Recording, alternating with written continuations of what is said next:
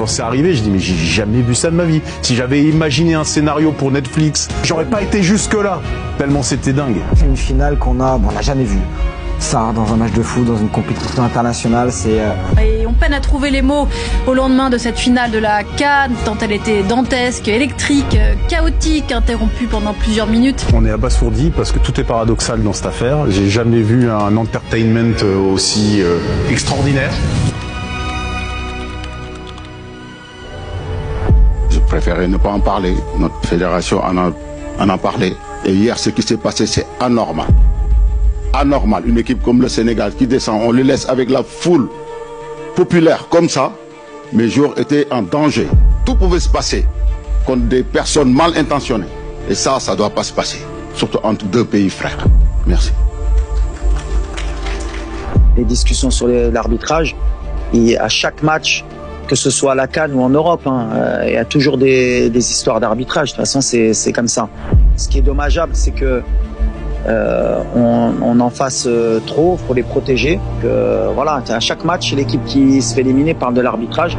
Il n'y a rien qui pourra empêcher ou rompre les liens qu'ont les Marocains avec les Sénégalais. On est frères, on était frères et on restera frères.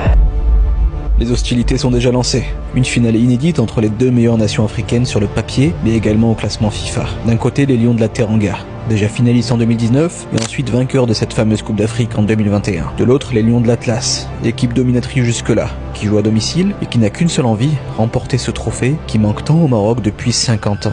De cette compétition, Hakimi face à Williams.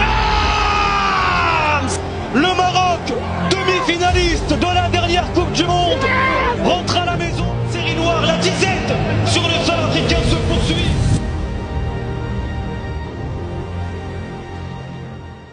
Avant même de parler de cette finale, il faut comprendre une chose. La CAN 2025 a été une cocotte minute prête à exploser. Depuis les quarts de finale, la CAF reçoit des rapports d'arbitres, des vidéos, des plaintes officielles. Le match Maroc-Cameroun en quart de finale, terminé par une victoire 2-0 des Lions de l'Atlas, mais aussi par des scènes de colère, avec notamment Samuel Eto'o, président de la fédération camerounaise, qui explose contre l'arbitrage dans les couloirs, au point d'être sanctionné quelques jours plus tard. Dans l'autre quart de finale, Algérie-Nigeria, on parle aussi d'inacceptables comportements d'officiels et de joueurs. Assez pour que la CAF publie un communiqué spécial et annonce qu'elle ouvre des enquêtes par rapport à ses comportements envers les arbitres. Bref, le climat est déjà électrique autour de l'arbitrage, chaque décision est scrutée, chaque coup de sifflet est contesté. Et au milieu de tout ça, le Maroc porte une étiquette lourde. Pays hôte, top favori, et aux yeux de certains, équipe du pouvoir potentiellement protégée par le contexte. Et au moment où la CAN arrive à sa dernière ligne droite, et au lieu d'avoir une ambiance de fête, on sent déjà l'odeur du soufre.